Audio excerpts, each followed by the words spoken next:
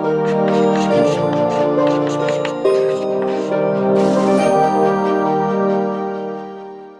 Friends, पिछले video में हम लोगों ने पढ़ा था कि जो अकाउंटिंग ट्रीटमेंट है गुडविल का वो कैसा होता है, कब जब हम लोग किसी फर्म का रिकॉन्स्टिट्यूशन कर रहे हैं, पुनर्गठन कर रहे हैं किसी साझेदार की रिटायरमेंट या फिर उसकी मृत्यु हो जाने पर।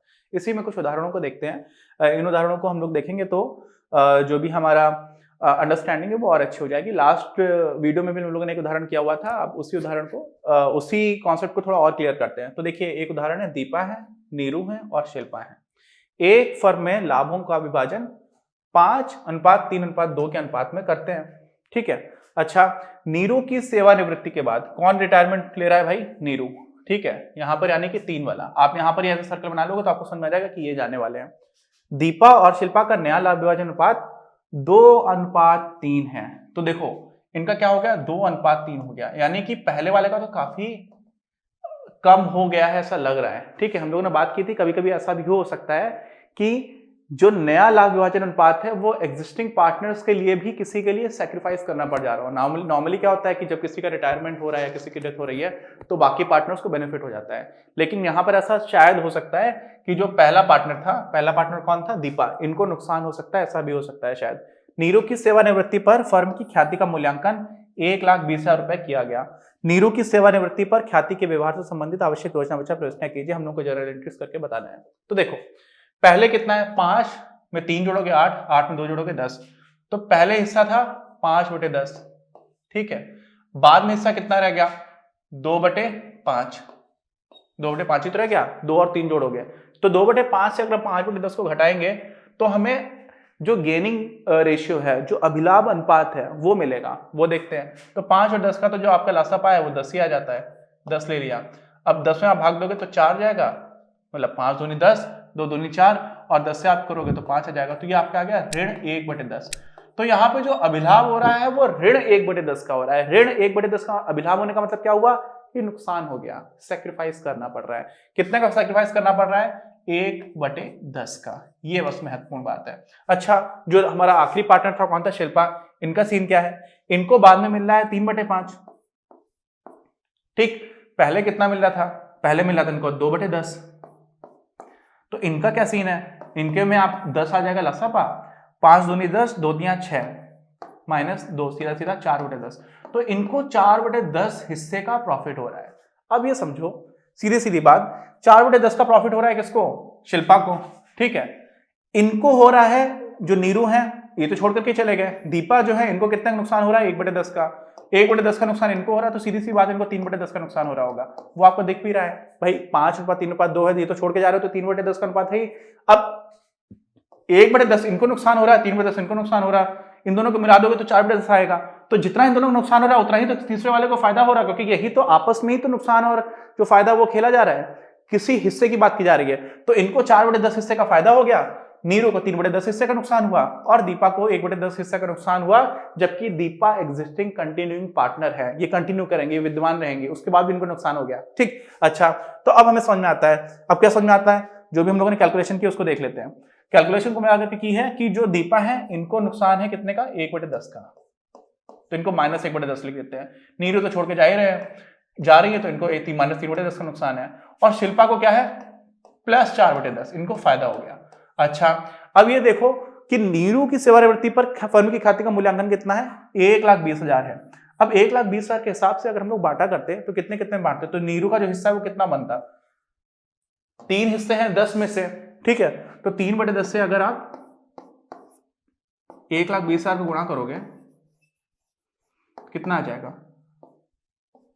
12 या 36,000, सीधा सीधा। अच्छा, ये तो 3/10 हो गया।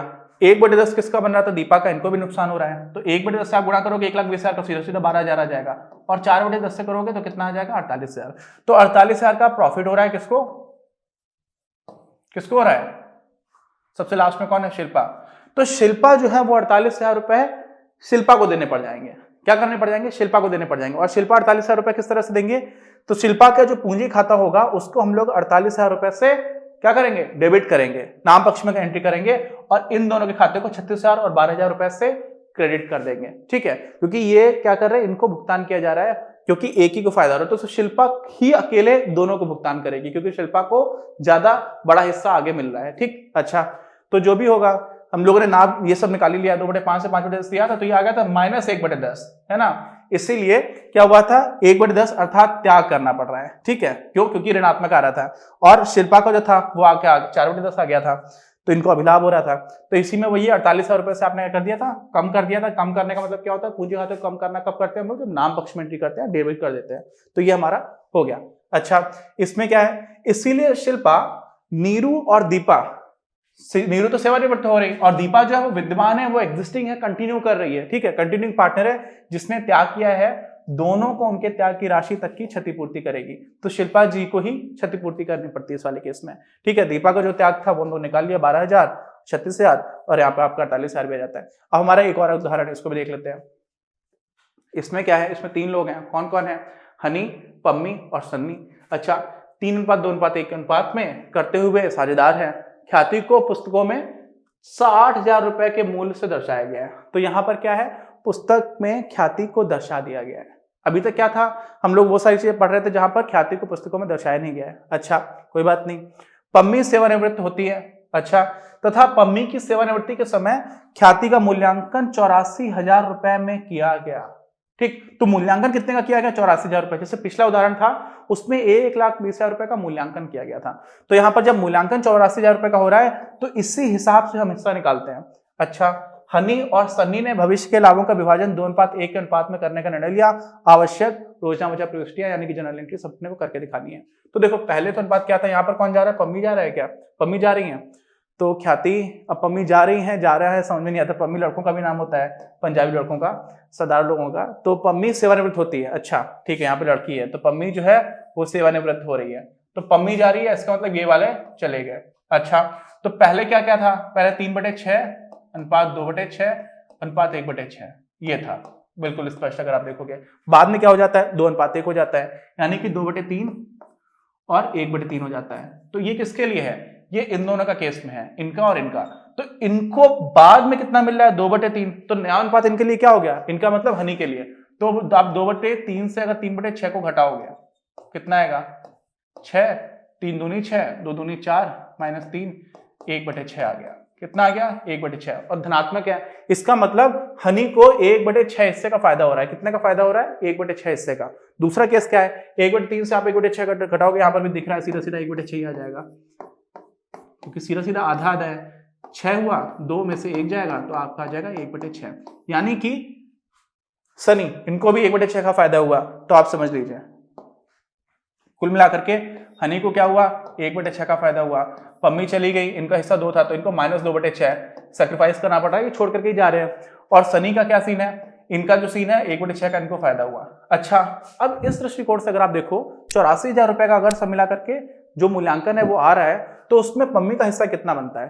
तो 84,000 रुपए में आप हिस्सा निकालोगे तो कितना निकालोगे, 2/6। क्यों, क्योंकि 6 हिस्से में 2 हिस्से थे इनके, तो 6 में से 2 थे, यानी कि 2/6 से गुणा करोगे तो क्या हो जाएगा, ये तो 1/3 हो जाता है, 2 तिया 6 और 3 को अगर आप काटोगे 84,000 को तो 28,000 आ जाएगा। तो 28,000 रुपए बना, किसका 28,000 रुपए बना, 28,000 रुपए बना, पम्मी को मिलना चाहिए। अब पम्मी को 28,000 रुपए मिलना चाहिए, लेकिन 28,000 रुपए को हम लोग तोड़ेंगे किसमें, किस अनुपात में, तो दोनों को जो फायदा हो रहा है अभिलाभ अनुपात वो 1/6 में हो रहा है। तो यहां पर वास्तव में 1/6 को तो आप सीधे 1:1 कर सकते हो, नीचे का बराबर है, इसको काट दोगे तो दोनों ही बराबर बराबर हिस्सा देंगे। तो 28,000 को बराबर बराबर तोड़ोगे तो कितना आ जाएगा, 14,000 और 14,000। तो 14,000 ही हनी देंगे और 14,000 ही सन्नी है, ये देंगे। ठीक है, अच्छा अब ये सोचिए कि ख्याति को पुस्तकों में 60,000 रुपए के मूल्य से दर्शाया गया, इसका क्या होगा, इसकी तो हम लोगों ने बात की नहीं। जो कुछ भी कैलकुलेशन की वो 84,000 रुपए के हिसाब से कर दी। तो यहाँ पर देखो ऐसा होगा, जो 60,000 रुपए आपको दिख रहा है बुक्स में, उसको हम लोग क्या करेंगे, ये 60,000 रुपए को जो ऑलरेडी हमारे पार्टनर्स थे, कौन कौन से पार्टनर थे, तीनों ही थे अभी तक, उनमें हम लोग उसी लाभ विभाजन अनुपात में बांट देंगे जो पहले से चला आ रहा था। तो 3:2:1 में बांटोगे तो कितना कितना मिल जाएगा, 30,000, 20,000 और 10,000। तो यही हिस्से में हम लोग बांट देंगे सीधा सीधा। क्यों, क्योंकि बुक्स में पहले से 60,000 रुपए का की जो ख्याति है वो है। अब इसको क्या करेंगे, तो इसमें बांटने का मतलब क्या हो जाएगा, ये 60,000 रुपए की जो ख्याति है वो कहां से ली जाएगी, तीनों लोगों से ली जाएगी। तो तीनों लोगों से लेने का मतलब क्या हो जाएगा कि तीनों के अकाउंट्स को हम लोग डेबिट करेंगे यहाँ पर। ठीक है, और जब बांटने की बात आएगी तो 84,000 रुपए के जो मूल्यांकन हुआ उस हिसाब से हम लोग बांटेंगे। तो यहाँ पर जो 84,000 रुपए वाली कैलकुलेशन थी वो लोग सारे देख चुके हैं। कुल मिलाकर के 30,000 रुपए से किसका, हनी का अकाउंट डेबिट हो जाएगा, पम्मी का हो जाएगा 20,000 रुपए से और सन्नी का हो जाएगा 10,000 रुपए से। ठीक, अच्छा देखते हैं कैलकुलेशंस क्या क्या है। ये देखिए, ख्याति में वर्तमान मूल्य पर पम्मी का भाग हम लोगों ने देखा तो 84,000 का 1/3 कर दिया था, 28,000 रुपए निकल करके आ गया था। ठीक, अच्छा, और नए भाग में से आप पुराना भाग घटाओगे तो आपको अभिलाभ अनुपात मिल जाता है, गेनिंग रेशियो 1/6 मिला था किसका, हनी का।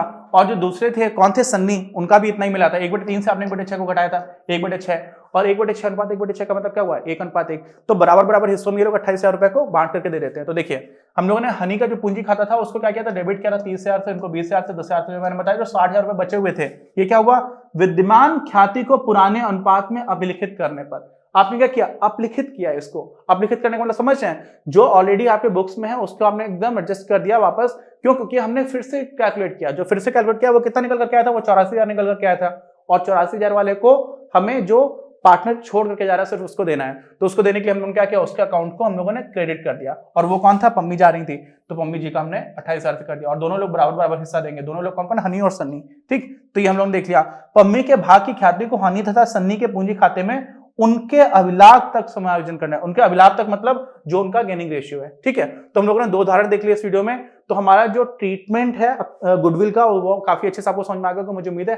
कोई डाउट हो तो प्लीज कमेंट बॉक्स में लिख करके बताइए। मिलते हैं हम लोग अपने अगले वीडियो में। और चैनल सब्सक्राइब नहीं किया तो प्लीज सब्सक्राइब चैनल, बाकी लोगों के साथ शेयर करिए। वीडियो पसंद आया तो लाइक करिए। मिलते हैं। इस वीडियो के प्रायोजक हैं आप, और अगर आप ऐसे ही और वीडियोस बनाने में हमारी मदद करना चाहते हैं तो पैट्रियन पर जाकर या फिर स्क्रीन पर दिए गए QR कोड को स्कैन कर अपना योगदान जरूर दें। अपनी क्लास का उद्देश्य आप सभी के लिए आप ही की भाषा में गुणवत्तापूर्ण शिक्षा उपलब्ध कराना है। कक्षा 12 तक के सभी प्रमुख विषयों पर हम वीडियोस बना रहे हैं और कुछ विषयों पर वीडियोस आपके अपने चैनल अपनी क्लास की ही अन्य प्लेलिस्ट पर अपलोड भी हो चुके हैं। ज्ञान के प्रकाश से देश को सशक्त बनाने के हमारे इस प्रयास में इस चैनल को सब्सक्राइब करके और लोगों के साथ शेयर करके अपना बहुमूल्य योगदान जरूर दें। पढ़ेगा इंडिया तो बढ़ेगा इंडिया।